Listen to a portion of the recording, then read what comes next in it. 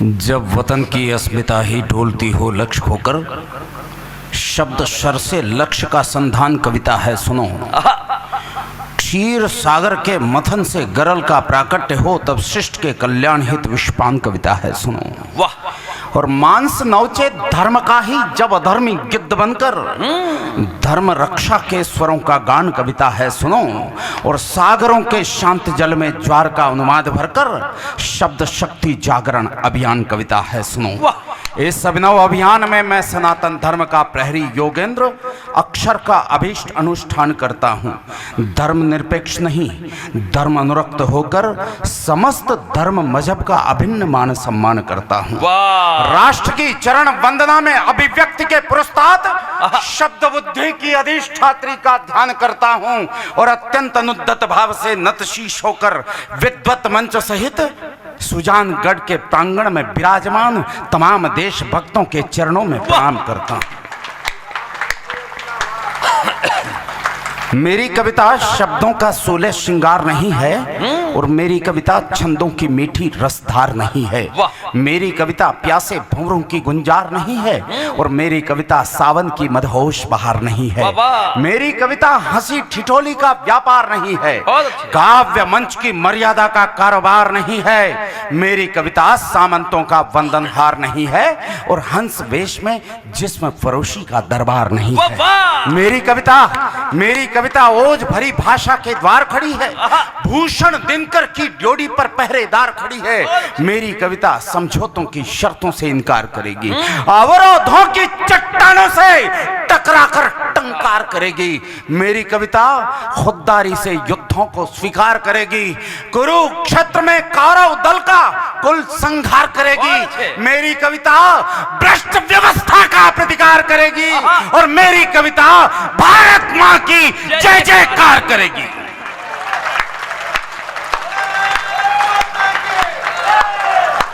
कमाल है, क्या शब्द संयोजन है यार, वाह वाह वाह।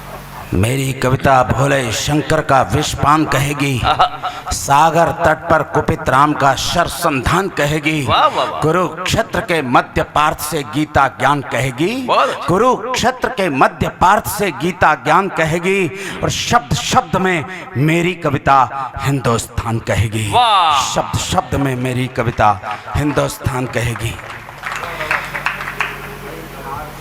बहुत बड़ा मंच, और मैं किस कमाल है वसुंधरा पर खड़ा हूँ ये मैं बहुत अच्छी तरह से जानता हूँ। मैं नहीं, पूरा देश जानता है, पूरा विश्व जानता है कन्हैयालाल सेठिया की धरती का नाम क्या होता है। पूरा विश्व जानता है। इस मंच पर एक बार पहले भी मुझे आने का अवसर मिला। मेरे बड़े भाई A1 टीवी के डायरेक्टर होते हैं, प्रधान संपादक होते हैं अनिल लोढ़ा, उनकी गुजारिश पर एक बार, गुजारिश क्या, उनके आदेश पर एक बार मैं हाजिर हुआ। और उन्होंने मुझे कहा कि कन्हैयालाल जी सेठिया की स्मृति का आयोजन है, राजस्थानी भाषा का आयोजन है, लेकिन तुम्हें इसलिए बुलाया जा रहा है कि तुम्हारी मंगल पांडे कविता कुछ लोग सुनना चाहते हैं। तब मैं यहाँ हाजिर हुआ था।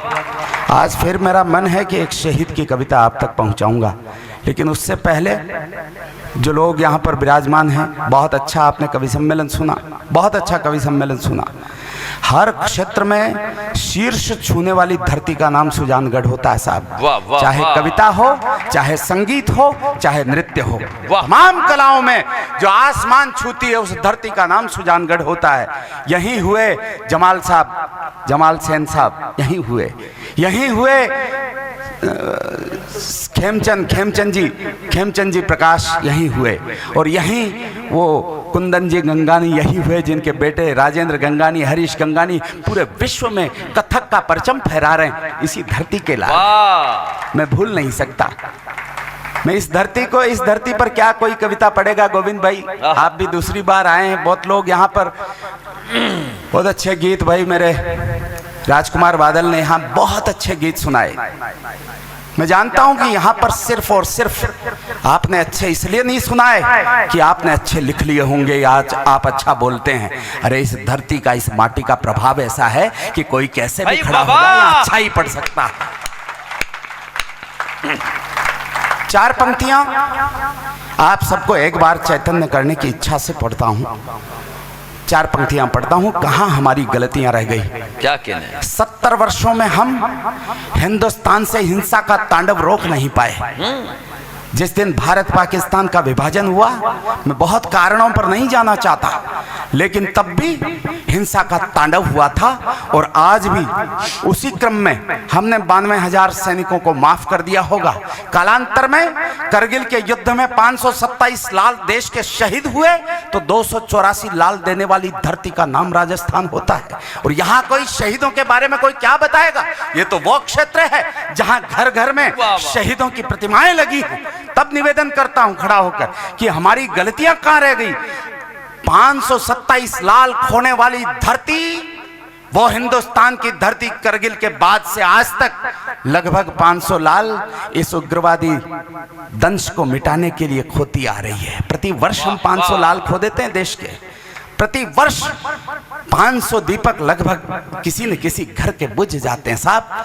तब मैं बताना चाहता हूं, एक उंगली सामने करता हूं तो 3 उंगलियां मेरी तरफ इशारा करती हैं।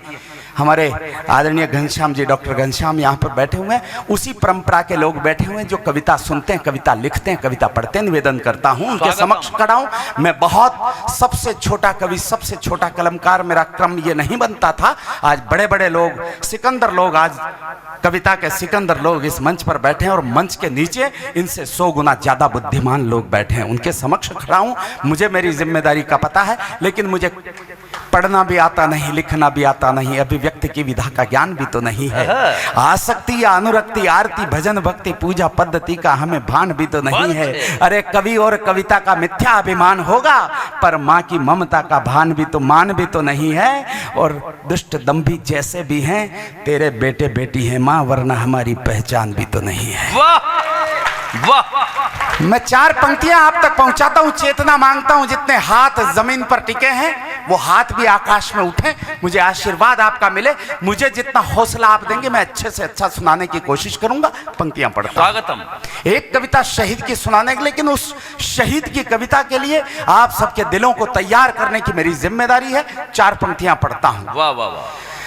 अगर सियासी रंग न होता संविधान की वर्दी पर, क्या पंक्ति है? अगर सियासी रंग न होता संविधान की वर्दी पर, तो आतंकी घटनाओं को कोई नादान नहीं करता।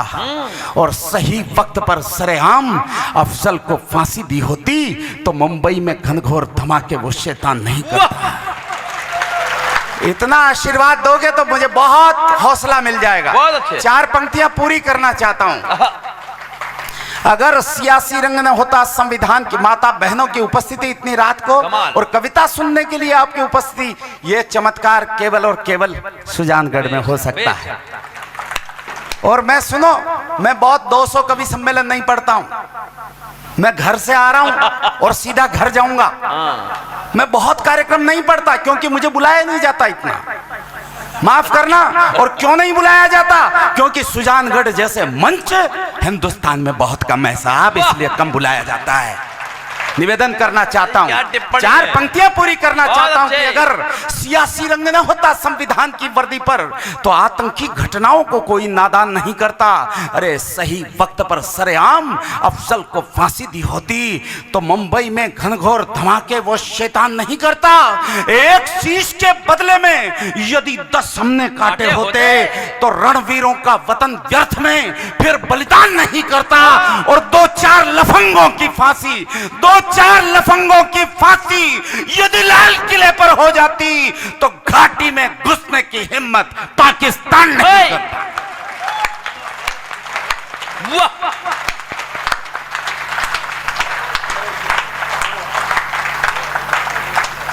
क्या शिल्प है भाई! वाह वाह वाह वाह! 2 बार संसद के दोनों सदनों ने प्रस्ताव पारित किया है। ये कश्मीर का नक्शा जो हमें दिखाया जाता है, जो हमें पढ़ाया जाता है, ये कश्मीर का नक्शा हमारा नक्शा नहीं है साहब। हिंदुस्तान का नक्शा हमारा नक्शा नहीं है। इसका मस्तक कटा फटा हुआ है। 81,000 वर्ग किलोमीटर का क्षेत्र पाकिस्तान के कब्जे में है और 43,000 वर्ग किलोमीटर का क्षेत्र चीन के कब्जे में है। दोनों क्षेत्रफल मिला लिए जाएं तो हिंदुस्तान के पास केवल 54% हिस्सा बचता है। 40% हिस्सा बचता है, 54% हिस्सा आज भी विदेशियों के कब्जे में है। 2 बार हिंदुस्तान के दोनों सदनों में सर्वसम्मत प्रस्ताव, बड़े लोग यहां पर बैठे हैं, माननीय विधायक जी यहां पर बैठे हैं, तब कह रहा हूं, जिम्मेदारी से कह रहा हूं, रिकॉर्डिंग के सामने खड़ा हूं, 2 बार सदन में, दोनों सदनों में 2 बार प्रस्ताव पारित हुए, हम हमारी जमीन वापस लेकर रहेंगे। 1994 के बाद हिंदुस्तान में न जाने कितनी सरकारें आई चली गई, दोनों सदनों में कोई आवाज नहीं उठी। तब मैंने एक संकल्प धारण किया है कि जब तक हिंदुस्तान अपनी जमीन वापस नहीं लेता, तब तक इस कविता का पाठ जनता जनार्दन के सामने खड़ा होकर करता रहूंगा। आप लोगों के माध्यम से दिल्ली तक अपनी आवाज पहुंचाना चाहता हूं। पहली 2 पंक्तियां पढ़ूंगा, ये जांचना चाहता हूं कि आप मेरी इस कविता को सुनने के लिए अंदर से तैयार हैं कि नहीं। पहली 2 पंक्तियां पढ़ने के बाद तय करूंगा कि कविता सुनाना है कि नहीं। निवेदन करता हूं। स्वागत। हार नहीं मानी थी हमने युग के चांद सितारों से, हार नहीं मानी थी हमने युग के चांद सितारों से, लेकिन अक्सर हार गए हम घर के ही गद्दारों से। अरे 2 पंक्ति में ही बात तो हुई सब। परसों में दैनिक जागरण के कार्यक्रम में था बरेली में। दैनिक जागरण के पत्रकार मेरे पास आए, बोले कि आपको दर्द कब होता है। मैंने उनको बताया कि मुझे दर्द कब होता है। मैंने कहा उनसे, हिंदुस्तान के वैधानिक पद पर, सर्वोच्च वैधानिक पद पर बैठने वाला व्यक्ति जब उस पद से नीचे उतरता है, अपना पांव जमीन पर रखता है, तो कहता है कि मुसलमान इस देश में सुरक्षित नहीं।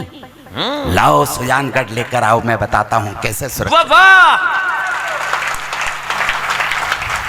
तब मुझे दर्द होता है। और तब 4 पंक्तियां सुन लेना। हल्दी की गांठ मिली जिनको, बड़े साहित्यकारों के सामने खड़ा हूं।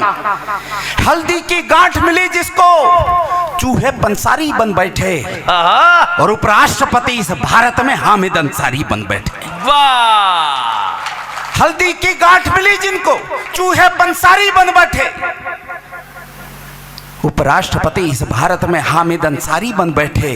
अरे सांपों को दूध पिलाने के अच्छे अंजाम नहीं होते, ये जाति धर्म की। एक ऋषि का नाम लेता हूं, एक तपस्वी का नाम लेता हूं, और आपको लगे कि कहीं वैदिक परंपरा में कोई तपस्वी ऐसा रहा होगा, उसका परिणाम हिंदुस्तान है, तो फिर बता देना मुझे।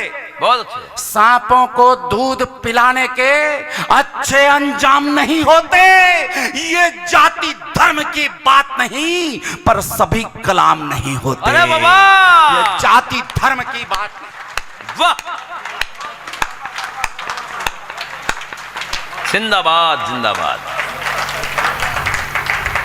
मुझे लगा आप सुनना चाहते हैं। उस पत्रकार ने मुझे कहा कि दर्द कब होता है। फिर जब मैंने ये बात कही कि गद्दारों की इस भाषा पर मुझे दर्द होता है, तो उसने मुझे फिर एक नई बात कही कि गद्दार का मतलब क्या है।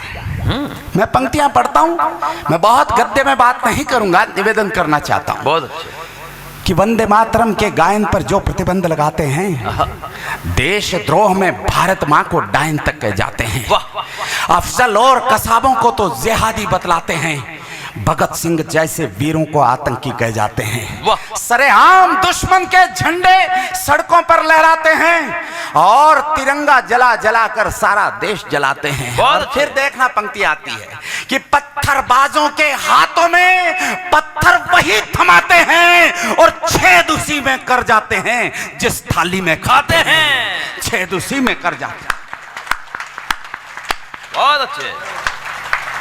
माताजी आप खड़े हाथ करके ताली बजा रही, मुझे बहुत अच्छा लग रहा।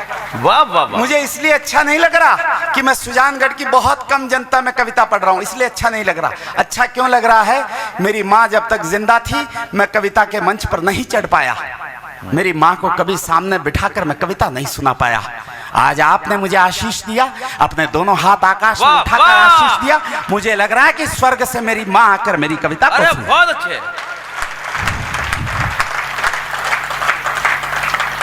तब मैंने बताया, छेद उसी में कर जाते हैं जिस थाली में खाते हैं। सेना पर आघात करे या देशद्रोह की बात करे, सेना पर आघात करे या देशद्रोह की बात करे, भारत के गद्दार वही जो भारत मां पर घात करे। भारत के गद्दार वही जो भारत वहां पर घात करे। एक हिंदुस्तान की तस्वीर देखिएगा, कटते हुए वृक्ष से कुल्हाड़ी ने कहा, वृक्ष तुम्हारी तो नियति ही कटना है, मैं जब तुम्हें काट रही हूं तो इतना दर्द क्यों हो रहा है? वृक्ष का जवाब सुनिएगा। हिंदुस्तान की तस्वीर शब्दों से बनाता हूं। वृक्ष ने कहा, कुल्हाड़ी मेरे ही वंश का अंश जब मेरे विध्वंस का कारण बन गया हो और ये दंश मुझे मेरी छाती पर झेलना पड़ रहा। प्रणाम करता हूं, आप प्रणाम करता हूं। मेरे ही वंश का अंश जब मेरे विध्वंस का कारण बन गया हो और यह दर्द मुझे मेरी छाती पर झेलना पड़ रहा हो कुल्हाड़ी, तो दर्द होना स्वाभाविक है। ये जो हत्या तुम्हारा साथ दे रहा है, यह मेरे कुल की, मेरे वंश की औलाद है। अगर ये तुम्हारा साथ नहीं देता कुल्हाड़ी तो तुम मुझे काट नहीं पाती। मैं उस शहीद की कविता तक आपको पहुंचाना चाहता हूं, उसके लिए कुछ पंक्तियां और पढ़ता। क्या कहने हैं? वाह वाह वाह। हार नहीं मानी थी हमने युग के चांद सितारों से, लेकिन अक्सर हार गए हम घर के ही गद्दारों से। इसीलिए दो मुल्क हमारी धरा दबाए बैठे हैं, सैनिक योद्धा निज पौरुष की त्वरा दबाए बैठे हैं। भाल भारती माँ का है ये बस केवल कश्मीर नहीं, स्वाभिमान की स्वर्ग धरा है सुरों की जागीर नहीं। बहुत अच्छे। जहां मुखर्जी का बलिदानी घोष गूंजता नारों में और ब्रिगेडियर उस्मान दफन है घाटी के गलियारों में। कौन ब्रिगेडियर उस्मान? वो ब्रिगेडियर उस्मान जो सेना का बड़ा अधिकारी था।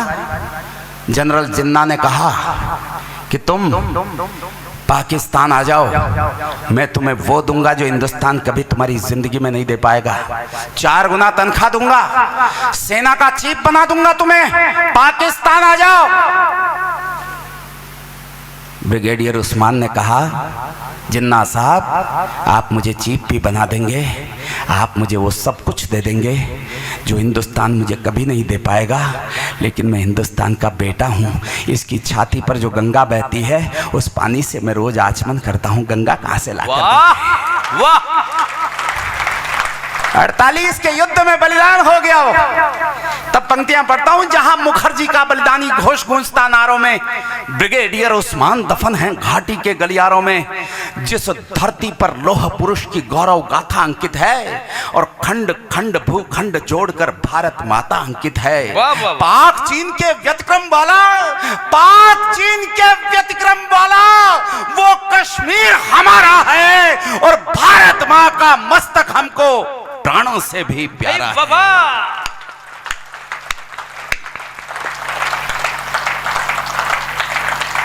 भारत माँ का मस्तक हमको, उजियारे की उत्कंठा थी हर दीपक हर बाती में, कितने घाव किए हमने ही भारत माँ की छाती में। क्यों आखिर नेतृत्व देश का समझौतों में हार गया, कितने गाफिल निकले हम, वो घर में घुसकर मार गया। कायरता की कालिख पोती वीरों के बलिदानों पर, कितने शूल सजाए हमने फूलों के गुलदानों पर। अरे अरे कुल्हाड़ी मारी हमने खुद अपने ही पांव पर। इतिहास का एक सत्य आपके दिलों तक की यात्रा करेगा।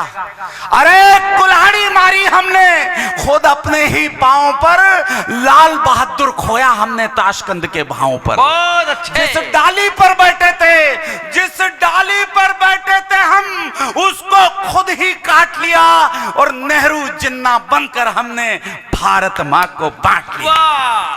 आजादी की तस्वीरों में लाल लहू की धारा है और भारत माँ का मस्तक हमको प्राणों से भी प्यारा है।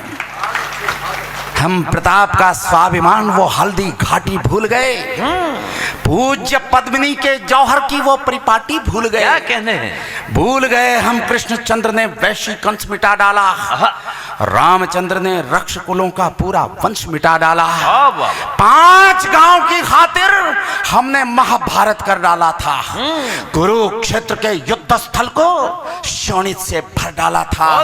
अरे छक्के छूट गए अकबर के राणा की हुंकारों से, अंग्रेजों को धूल चटा दी झांसी की तलवारों से। जलियांवाला बाग सरीखे बलिदानों को भूल गए, जलियांवाला बाग सरीखे बलिदानों को भूल गए। अरे याद करो, याद करो, याद करो, हम हंसते हंसते फांसी पर भी झूल गए। तुंग हिमालय की गोदी ने अपना लहू पुकारा है। भारत माँ का मस्तक हमको प्राणों से भी प्यारा है। कभी गुलामी की जंजीरें, कभी घात प्रतिघात सहे, एक सदी के कालखंड ने बेशक झंझावात सहे। अवरोधों ने रुद्ध किया पर कदम हार कर रुके नहीं। इंच इंच कट गए युद्ध में, शीश हमारे झुके नहीं। हमने पर्वत चीर दिए थे नाखूनों की धारों से। अरे बाबा, हमने पर्वत चीर दिए थे नाखूनों की धारों से, और नील गगन गुंजाया हमने भारत के जयकारों से। कदम कदम पर भारत माँ की गर्वित अमर कहानी है। मत भूलो प्रणवीर प्रतिज्ञा जो संसद में ठानी है। सूर्य वंश की तरुणाई में जागी जबर जवानी है। सूर्य वंश की तरुणाई में जागी जबर जवानी है। अरे समझौतों में हार गए, वो धरती वापस लानी है। समझौतों में हार गए, वो धरती वापस लानी है। कश्मीर के जर्रे जर्रे पर अधिकार हमारा है। भारत माँ का मस्तक हमको प्राणों से भी प्यारा है। जिनका पौरुष मर जाता है, जिनका पौरुष मर जाता है, वे जीते जी मर जाते हैं। बाजू जिनके नहीं फड़कते वही नपुंसक कहलाते हैं। अरे क्या पंक्ति और है। नहीं धड़कता देश दिलों में, नहीं धड़कता देश दिलों में वो बर्बाद जवानी है। और नहीं उबलता रक्त रगों में, रक्त नहीं वो पानी है। अरे दुर्धर्ष विवस्वान, संघर्षों के विवस्वान। इशारे से बात करता हूं, प्रबुद्ध लोगों की अदालत में खड़ा हूं। क्या कहने हैं? संघर्षों के विवस्वान, तुम अंधकार से युद्ध करो। संघर्षों के विवस्वान, तुम अंधकार से युद्ध करो। देश विरोधी दुराचरण को पौरुष बल से रुद्ध करो। बहुत अच्छे। वक्त पड़े तो अरिशोणित से श्वेत धरा को लाल करो। प्राण प्रतिज्ञा प्रतिपालन से जग में ऊंचा भाल करो। हिंसक दंभी दुष्ट दरिंदे पंक्ति से सहमति रखते हो या फिर हिंदुस्तान के प्रति बलिदान का भाव रखते हो, बस वही लोग समर्थन करना।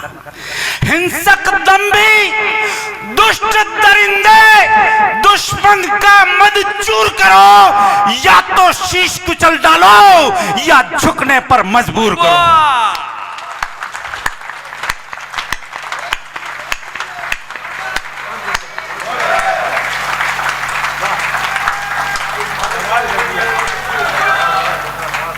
इतिहासों के दंश मिटाकर दाग ध्वंस के दूर करो।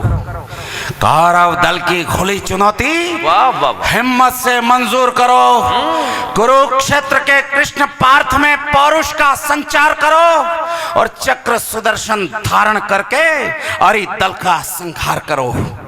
अब धीरज का धारण किया, फिर सहमति मांगता हूं। अगर मुझे सुजानगढ़ इजाजत नहीं देता, जो अगली पंक्ति पढ़ने जा रहा हूं, सुजानगढ़ अगर हस्ताक्षर नहीं करता, सुजानगढ़ अगर इजाजत नहीं देता, तो मैं प्रतिज्ञा करता हूं कि आज के बाद हिंदुस्तान के किसी मंच से इस पंक्ति का पाठ नहीं करूंगा। क्या कहने हैं? पंक्ति पढ़ रहा हूं। चक्र सुदर्शन धारण करके अरि दल का संहार करो। अब धीरज का धरण किया, अब धीरज का धरण किया, अब धीरज का धरण किया तो देश बहुत पछताएगा, बहुत पछताएगा। युद्ध घोष कर डालो वरना श्रीनगर भी जाएगा। सूरज का लाचार समर्पण। अरे पंक्ति है भाई। सूरज का लाचार समर्पण हमको नहीं गवारा है। देश चरण में मस्तक अर्पण दृढ़ संकल्प हमारा है। नेत्र तीसरा खोलो शंकर, नेत्र तीसरा खोलो शंकर। तप्त लहू की धारा है और भारत माँ का मस्तक हमको प्राणों से भी।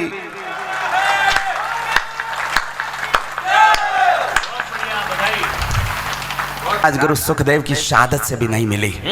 इस देश को आजादी मिली तो उन माताओं की वजह से मिली जिन्होंने ऐसे पूत पैदा करके भारत माता पर न्यौछावर किया। प्रणाम करता हूँ। वाह वाह। मुझे लगता है कि अब मुझे शहीद की कविता पढ़नी चाहिए, और मैं वास्तव में बहुत मन से गुजारिश करना चाहता हूं हमीद वाली और बहुत ईमानदारी से कहना चाहता हूं कि 5, 10, 20 कोई मान लो बहुत जरूरी काम हो और घर जाना चाहें और जबरदस्ती बैठे हों तो मुझे माफ कर देना, और मुझे खुशी होगी। आप बहुत बहुत शुक्रिया, आपका बहुत शुक्रिया। बस उठ जाए बस। हाँ, मैं उस प्रांत में हूं जहां ख्वाजा साहब, मुझे अच्छा लग रहा है 2-5 लोग जाएं तो कोई फर्क नहीं पड़ता, लेकिन कविता की इबादत करते हुए अगर खलल न हो तो तीर्थ यात्रा जैसा लगता है। बहुत अच्छे। मैं उस धरती पर खड़ा हूं, 2 सैनिकों के मस्तक काटे गए, एक हेमराज का मस्तक लौट कर नहीं आया।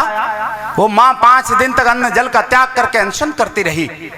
एक पत्रकार ने पूछ लिया, पत्रकार समाज के लोग बैठे हैं, सुरेंद्र लाटा जी और तमाम लोग, जी टीवी के यहाँ पत्रकार विराजमान है, और भी कई मीडिया से जुड़े हुए लोग यहाँ पर बैठे हैं। मैं आपकी बिरादरी का हूँ इसलिए ध्यान दिलाना चाहता हूँ। एक पत्रकार ने पूछ लिया उस माँ से कि माँ, जब तुमने अपने बेटे के प्राण देश पर न्यौछावर कर दिए, फिर आखिर क्या आवश्यकता पड़ी तुम अन्न जल का त्याग करके 5 दिन हो गए अनशन करती हो? उस माँ ने कहा, बेटा, मैं मेरे लिए मेरे बेटे का मस्तक नहीं चाहती थी, मैं तो ये देखना चाहती थी कि देश के दुश्मन जब सामने खड़े थे तो उसकी भ्रुकुटी का तनाव कैसा था। देश के दुश्मन जब सामने खड़े थे तो उसके जबड़ों की कसावट कैसी थी, उसकी आंखों में उतरे हुए खून की लालिमा कैसी थी, और देश के दुश्मन सामने खड़े थे तो स्वाभिमान की रेखाएं उसके मस्तक पर कैसी दीप्यमान हो रही। अपने नन्हे 6 वर्ष के पोते को बताना चाहती थी कि देश के दुश्मन जब सामने खड़े हों तो देशभक्तों के चेहरे की भाव भंगिमा कैसी होनी क्या चाहिए। कहने हैं चाचा, बहुत जरूरी काम नहीं हो, आपसे तो मैं गुजारिश कर सकता हूं, आप मेरे पिता तुल्य हैं, आपसे गुजारिश कर सकता हूं। इस घटना के 1 महीने बाद उस देश का प्रधान मेरे देश में आया। वो अजमेर आकर ख्वाजा साहब की दरगाह पर जियारत करना चाहता था। परंपरा यह है, विधान यह है कि जब किसी राष्ट्र का प्रधान मेरे देश में आता है और दरगाह पर जियारत करने की इच्छा रखता है तो वहां के प्रमुख दीवान को उनका इस्तकबाल करने के लिए, दस्तारबंदी के लिए, उनकी अगवानी के लिए खड़ा होना पड़ता है। लेकिन तब एक हाथ उठे देशभक्तों की ऐसी देशभक्ति पर कि मेरे दरगाह के प्रमुख दीवान जनाब जैनुल आबेदीन अली खान ने कहा, जनाब जैनुल आबेदीन अली खान ने कहा कि मैं ऐसे देश के प्रधान की अगवानी नहीं करता जिसके मस्तक पर हमारे सैनिकों के मस्तक काटने का दाग लगा हुआ हो। कहने हैं और ये परंपरा आज की नहीं है। हाकिम खान सूरी महाराणा प्रताप के सेनापति हुआ करते थे। अरे झांसी की रानी का तोपची, वो घोष जिसके हाथ गल गए तोप के गोले तोप में रखते रखते तो उसने कोहनियों से उठाकर अंग्रेजों के खिलाफ गोले रखे। साहब, मैं उस तोपची की बात कर रहा हूँ। वाह, अशफाकुल्ला खान की वो परंपरा मैं वहां से खड़ी करता हूँ। एक स्वाभिमान की कविता। इस देश ने आज तक 21 लोगों को परमवीर चक्र प्रदान किए। बहुत लोग यहाँ पर होंगे जिनके भाई बंधु बेटे वगैरह रिश्तेदार सेना में होंगे। मेरा कोई रिश्तेदार सेना में नहीं। मैं खुद जाना चाहता था लेकिन नहीं जा पाया। लेकिन जब कोई शहीद होता है तो मैं सेना के उन लोगों को जो शहादत को प्राप्त होते हैं उन्हीं को अपना भाई और बंधु मान लेता हूँ। वाह, किसी हॉस्पिटल में चला जाता हूँ, अपने बच्चों को लेकर जाता हूँ। हॉस्पिटल में जाकर किसी रक्त लेने वाले बैंक में जाता हूँ, जाकर कहता हूँ कि आज मेरे देश में शहादत हो गई, मेरे शरीर से 1 यूनिट ब्लड निकाल लो, मेरे बच्चों का भी ब्लड निकाल लो। क्योंकि ये जिम्मेदारी हमारी बनती है। हमारा उनके प्रति क्या समर्पण, जिन्होंने देश के लिए अपना खून दे दिया। साहब, वाह वाह वाह। मैं जब कोई राजस्थान में शहीद हो जाता है मैं उसके घर जाता हूं। कोशिश तो यह करता हूं कि उसकी अंतिम यात्रा में शामिल हो जाऊं, लेकिन दूर होता हूं, नहीं कर पाता ऐसा। 2 दिन, 5 दिन, 7 दिन, 10 दिन, महीना, 2 महीने, 6 महीने उसके घर जाता हूं, उसके बच्चों से मिलता हूं, मां से मिलता हूं। चुरू के पास इंद्रजीत शहीद हुए करगिल के युद्ध के बाद। मैं उनके घर गया, 5 दिन बाद मैंने देखा कि उस माँ के आंसू नहीं रुके साहब। 5 दिन बाद जाने पर उसकी आंखें सूजी हुई लाल नजर आई। तो मैंने माँ से कहा, माँ तुम्हारा बेटा तो देश पर कुर्बान हो गया, तुम्हें तो खुश होना चाहिए। तब उस माँ ने कहा, बेटा मेरा बेटा मुझे वो पीड़ा बता कर गया था, हिंदुस्तान में एक सैनिक को शहीद क्यों होना पड़ता है। बस वो बात मेरे दिलो दिमाग से निकलती नहीं, इसलिए आंसू नहीं थमते। मेरी शक्ति नहीं, मैं तो सरस्वती का पुत्र हूं, लेकिन ऐसे परिवार में जाता हूं और साहब मैं मंच पर चढ़ता हूं तो मैं पैसे लेता हूं, बहुत लिफाफे लेता हूं। और किस लिए लेता हूं सुनिएगा, मैं ऐसे परिवारों में जाता हूं तो मेरी जेब जितना मुझे इजाजत देती है उस परिवार में न्यौछावर करके क्या आता कहना है। मेरी दाल रोटी का जरिया मेरी कविता नहीं। वाह। मैं ऐसे स्थान पर खड़ा होकर एक शहीद की कविता पढ़ना चाहता हूं। 21 परमवीर चक्र प्रदान किए देश ने। आज तक हिंदुस्तान ने पूरी आजादी के इतिहास, आजादी के बाद के इतिहास में 70 सालों में परमवीर चक्र का मतलब होता है सेना का सर्वोच्च पुरस्कार। मुझे यह भी सौभाग्य आपकी कृपा से मिला हुआ है कि 4 बार मुझे प्रतिवर्ष 4 सालों से मुझे कश्मीर में सेना के कैंपस में बुलाया जाता है। बेशक। वाह।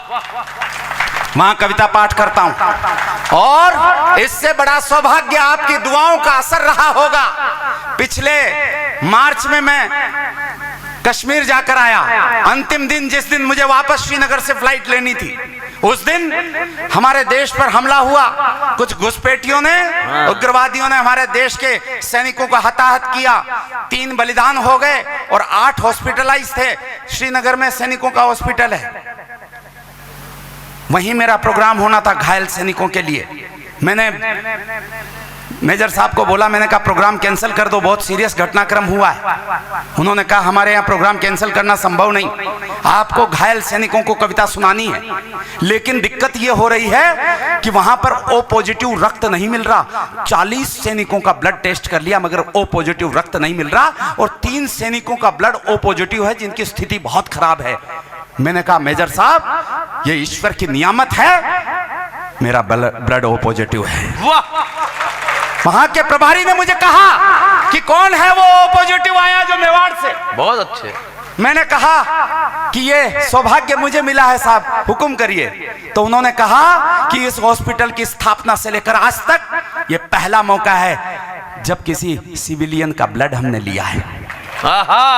और ये मेरे जीवन का 81वां रक्तदान था जो अमर हो गया साहब। अब अगर मैंने वैसे संकल्प ले रखा है कि मैं 100 बार रक्तदान करूं, लेकिन अब अगर एक भी बार नहीं भी कर पाया तो मुझे संतोष इस बात का है कि मेरे 100 नहीं 1 लाख रक्तदान हो गए जिस दिन मैंने 81वां रक्तदान वाह किया। वाह वाह। उसी की रेजिमेंट में जाकर कविता पढ़कर आया हूं। 65 का युद्ध हमने हौसलों से जीता है। 65 के युद्ध में हमारे पास रक्षा करने के हथियार भी पूरे नहीं थे। 62 का युद्ध पुराने लोग जानते हैं। 62 का युद्ध झेलने के बाद हिंदुस्तान के बाद अस्त्र शस्त्र नहीं बचे थे, लेकिन 65 का युद्ध हमने जीता। और इसलिए जीता कि उस युद्ध में एक भारत माता के लाल ने शुरुआती दौर में ही, जब पाकिस्तान की तरफ से अमेरिका के पैटर्न टैंक हमारे ऊपर आक्रमण करने के लिए खड़े थे, उस समय अपनी गन से ऐसे वार किए कि 7 पैटर्न टैंकों की धज्जियां उड़ाकर रख दी और भारत की विजय पर अपने लहू के हस्ताक्षर कर दिए। वाह वाह। उस व्यक्तित्व का नाम होता है अमर शहीद अब्दुल हमीद। उसकी एक कविता पहले मैं आया था तो मंगल पांडे पढ़कर गया था। मैं शहीदों पर कविताएं लिखता हूं। मुझे आशीष देना, आपका प्यार दुलार मिला तो मैं ये समझूंगा कि मेरी तीर्थ यात्रा का पुष्कर यहां पर है। मैं निवेदन करना चाहता हूं, एक बड़े वीर योद्धा की कविता आप तक पहुंचाना चाहता हूं। धामपुर जैसा एक छोटा सा गांव, मेरा भाई बैठा राज, यहां इत्तेफाक से मां पिक्चर यहां लगी हुई है और मां की जितनी अच्छी कविता मैंने गोविंद राठी के मुखारविंद से सुनी, मैंने हिंदुस्तान के किसी कवि के मुंह से नहीं सुनी। वाह वाह वाह वाह। पूरे राजस्थान में कई जगह, राज मंदिर सहित देश के कई छवि ग्रहों में मां ऐसे शिद्दत के साथ देखी जा रही है। और मां से जब देखकर जब दर्शक बाहर निकलता है तो बाहर अंदर से भीग कर निकलता है। बेशक। ये संवेदना के शिखर पर खड़े होकर बनी हुई पिक्चर मैं आपसे गुजारिश करता हूं, अगर नहीं देखी हो जरूर देखिएगा, निवेदन कर रहा हूं।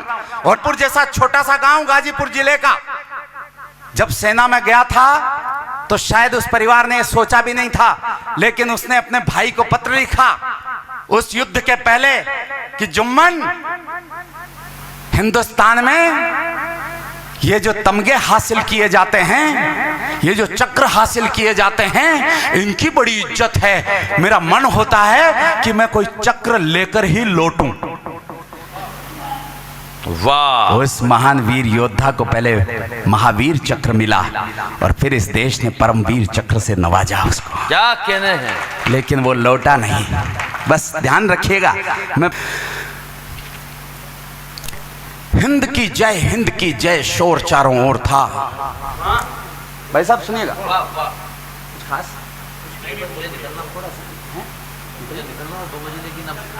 नहीं तो छोड़ देते हैं। की जय, हिंद की जय शोर चारों ओर था, घन विभेदी गर्जना का दौर भी घनघोर था। मैं थोड़ी संक्षिप्त करता हूं, अपनी भूमिका को थोड़ी संकुचित करके कविता को सुनाता हूं, कोशिश करता हूं। हिंद की जय, अच्छा ठीक है, नहीं नहीं पूरी पढ़ो। मैं आपसे माफी चाहता हूं, मैं तो सुनने आया हूं। हिंद की जय, हिंद की जय शोर चारों ओर था, घन विभेदी गर्जना का दौर भी घनघोर था। क्या गजब दीवानगी थी, क्या गजब उन्माद था, क्या गजब दीवानगी थी, क्या गजब दीवानगी थी, क्या गजब उन्माद था। पाक की मुर्दानगी पर हिंद जिंदाबाद था।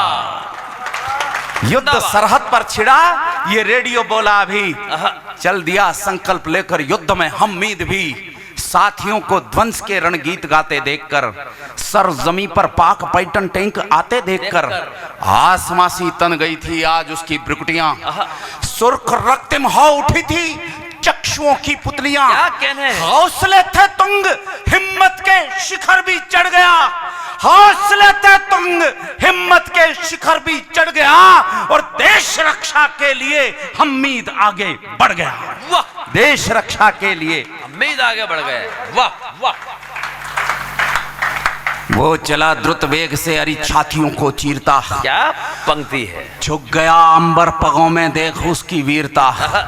भारती का लाल अब्दुल दुश्मनों का काल था, भारती का लाल अब्दुल दुश्मनों का काल था। सच कहूं तो सिंघनी के दूध का दिक्पाल था। अरे बाबा, आज तो उसकी रगों में आंधियों सा वेग था, और फड़फड़ाते बाजुओं में जोश का अतिरेक था। थाम कर गन हाथ में जब मुट्ठियां कसने लगी, थाम कर गन हाथ में जब मुट्ठियां कसने लगी, तो पाक पैटर्न टैंकरों की धज्जियां उड़ने लगी, और गीदड़ों की टोलियों में खौफ सा छाने लगा। आज तो यमराज अब्दुल मौत बरसाने लगा। दुश्मनों के जिस्म गाजर मूलियों से कट गए, पाक के वैशी दरिंदे बोटियों में बट गए। त्रस्त बुज़दिल बैरियों के हौसले ही पस्त थे, हौसले ही पस्त थे। 7 पैटर्न टैंक उनके सामने ही ध्वस्त थे। क्या कहने हैं, क्या कहने हैं। काल का विकराल तांडव फिर शुरू होने लगा, पर उसी पल एक गीदड़ अनवरत रोने लगा। चूड़ियां टूटी, कहीं पर अपशगुन होने लगा। चूड़ियां टूटी, कहीं पर अपशगुन होने लगा। रुद्ध घायल त्रिषित अब्दुल चेतना खोने लगा। चक्षुओं की लालिमा पर कालिमा सी छा गई। यूं लगा चक्षुओं की लालिमा पर कालिमा सी छा गई। यूं लगा हममीद को मां सामने ही आ गई। अरे बाबा,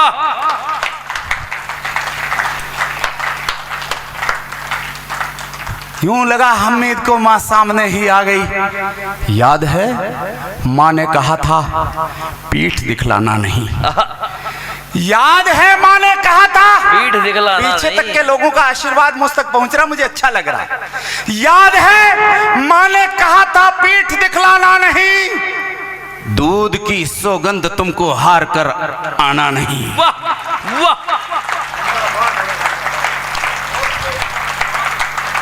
आपको ज्ञात है कि नहीं, कितने लोग जानते हैं करगिल का पहला शहीद हमारे कोटा की धरती से अजय आहूजा रक्षाबंधन पर घर आए हुए थे।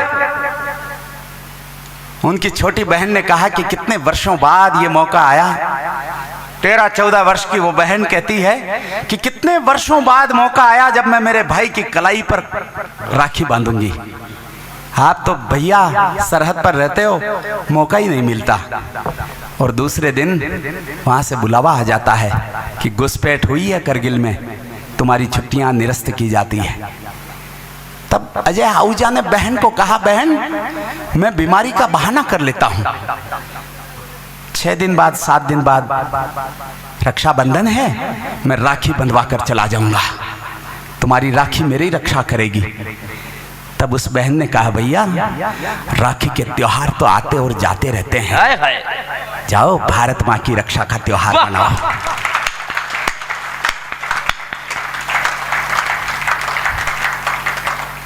अब रोक कर दिखाना, रोकना तालियों को। करगिल के युद्ध में अजय आहूजा शहीद होते हैं। रक्षाबंधन के दिन तिरंगे में लिपटी हुई उनकी काया कोटा आती है। उसके घर के बाहर मेला सा लगा है। 13-14 वर्ष की वो बहन थाली में कुमकुम और राखी लेकर उस तिरंगे में लिपटी हुई। अरे अरे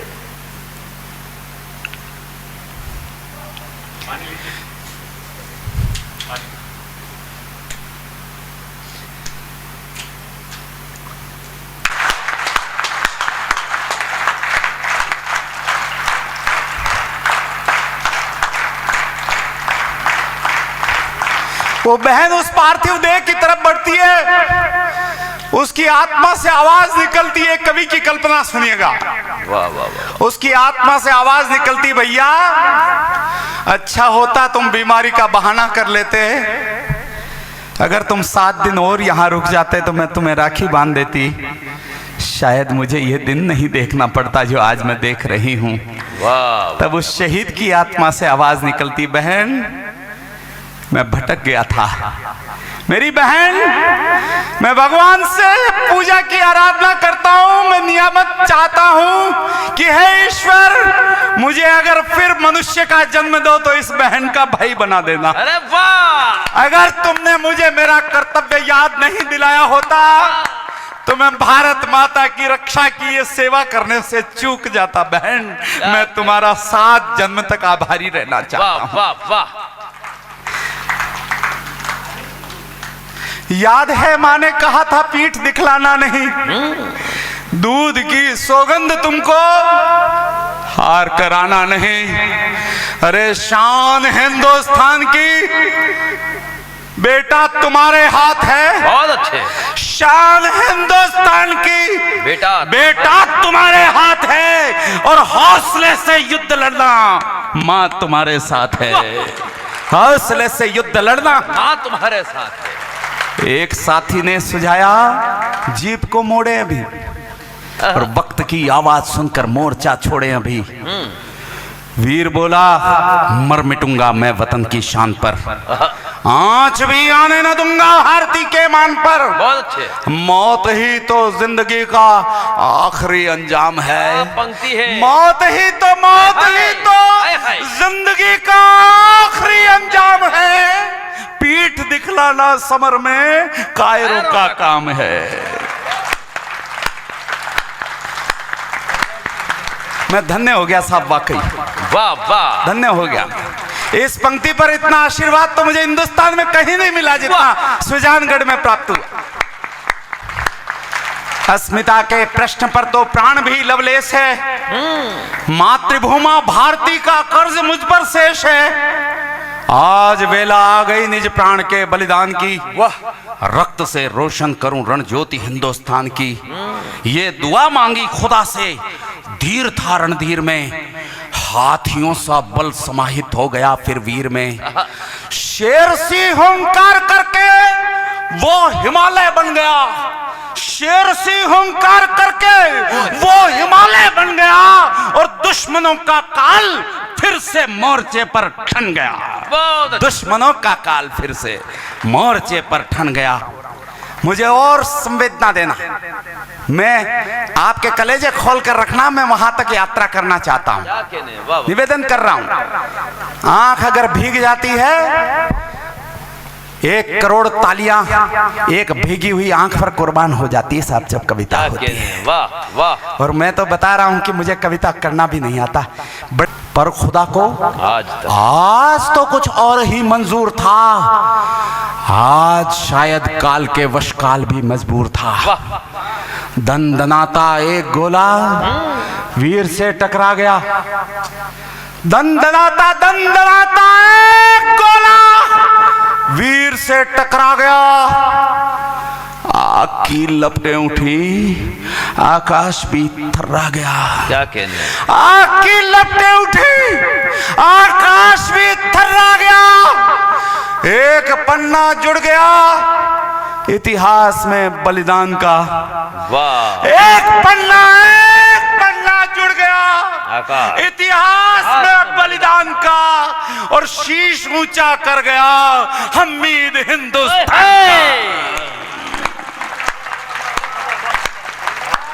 शीश ऊंचा कर गया। वाह वाह वाह वाह वाह।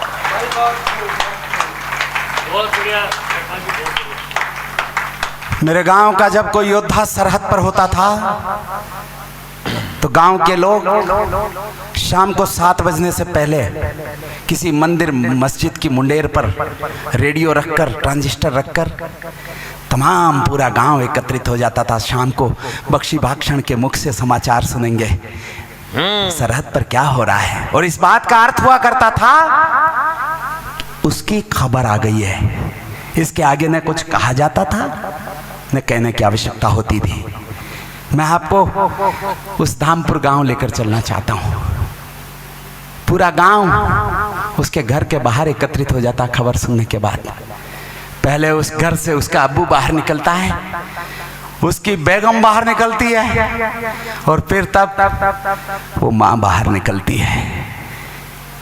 पंक्तियां सुनना निवेदन करता हूं। वाह वाह। एक पन्ना जुड़ गया इतिहास में बलिदान का।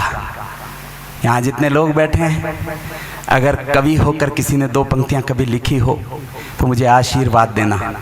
मेरे पिता तुल्य लोग बैठे हैं, वो इस भाव से पीठ पर हाथ रख देना कि जाओ, ये कविता जब भी तुम कहीं हिंदुस्तान में पढ़ोगे तो इतना ही आशीर्वाद मिलेगा। मेरी बहनें माताएं बैठी हैं, ये कल्पना करना, ये दुआ देना कि बेटा भगवती तुमसे कभी कविता की 2 पंक्तियां लिखवाएगी। बस ये दुआ करना। मैं बहुत सहजता से, लेकिन मैंने जो कुछ जुबान से कहा आपने कान से सुना। अब मैं जुबान से कहना नहीं चाहता, कान से सुनना भी मत, मैं दिल से कहना चाहता हूँ। दिल से सुन लेना साहब, निवेदन करता हूँ। क्या कहने, वाह वाह। एक पन्ना जुड़ गया इतिहास में बलिदान का, शीश ऊंचा कर गया हमीद हिंदुस्तान का। रेडियो की घोषणा से स्तब्ध पूरा देश था। रेडियो की घोषणा से स्तब्ध पूरा देश था। गमज़दा गमगीन उसके गांव का परिवेश था। धामपुर की धूल माटी ताल नदियां रो पड़ी। धामपुर की धूल माटी ताल नदियां रो पड़ी। हर जवां बूढ़ी निगाहें गांव गलियां रो पड़ी। वो पिता का प्यार बोला, वो पिता का प्यार बोला, क्या खबर आई अभी, मर नहीं सकता हमीदा, झूठ मत बोलो सभी। वाह वाह वाह वाह। गिर पड़ी बीवी रसूलन चूड़ियों को तोड़कर। अरे वाह। गिर पड़ी बीवी रसूलन चूड़ियों को तोड़कर। जा नहीं सकते पिया तुम यूं अकेली छोड़कर। माँ लहू के आंसुओं की धार बनकर बह गई। माँ लहू के आंसुओं की धार बनकर बह गई, और घात की आघात को चट्टान बनकर सह गई। बहुत अच्छे। भगत सिंह को होनी थी फांसी। कुछ दिन पहले उनकी मां चली गई जेल में। भगत सिंह ने मां के दर्शन किए और लिपट कर रोने लगे। माँ ने कहा बेटा तुम फांसी से डर गए ना भगत सिंह, तुम्हें मरने से डर लग रहा ना भगत सिंह। भगत सिंह का उत्तर सुन लेना, कहीं किनार गीली हो जाए तो कर लेना। क्या बात है। भगत सिंह की मां ने कहा बेटा तुम्हें मृत्यु से डर लग रहा ना। भगत सिंह ने कहा मां मैं मृत्यु से नहीं डरता, फांसी का भय मुझको नहीं लगता मां, भय इस बात का लगता है कि मेरी शहादत के बाद अगर तुम्हारी ममता गंगा जमुना बनकर तुम्हारे नेत्रों से बहने लगी तो ये देश कहेगा कि भगत सिंह एक कमजोर मां का बेटा था, तुम आंसू मत बहाना मां। क्या कहने हैं।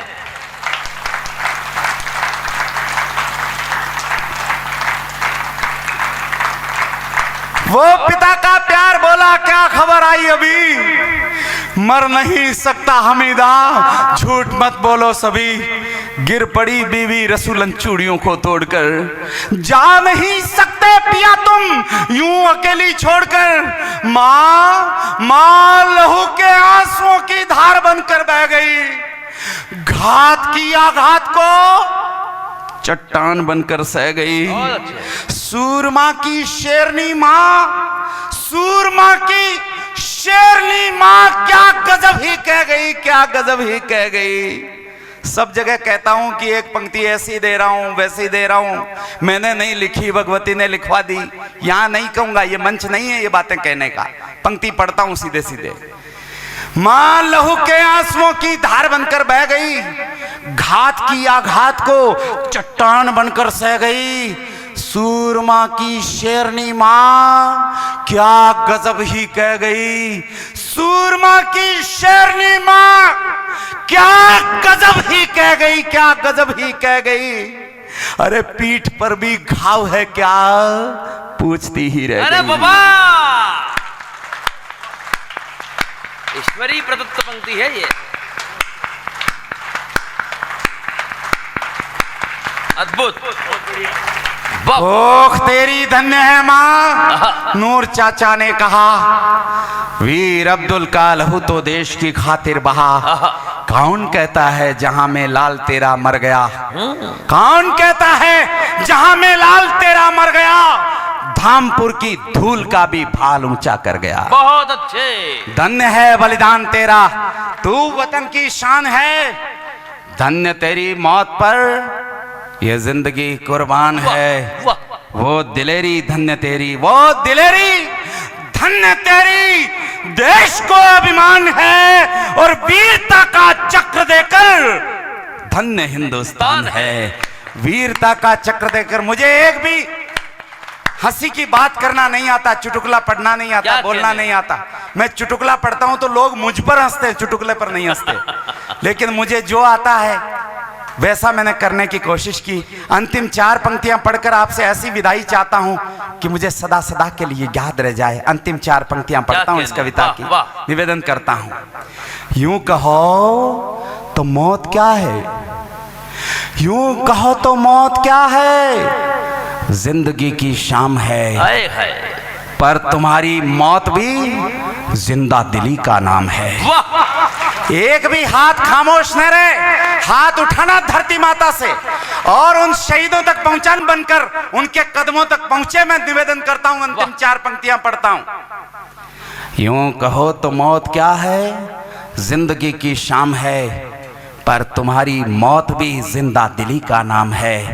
अब उसी जिंदा दिली से, अब उसी जिंदा दिली से ये वतन आबाद है, अब उसी जिंदा दिली से ये वतन आबाद है, तू सुपुर्दे खाक तेरा नाम जिंदाबाद है, तू सुपुर्दे खाक तेरा नाम जिंदाबाद है, तू सुपुर्दे खाक। जय हिंद, जय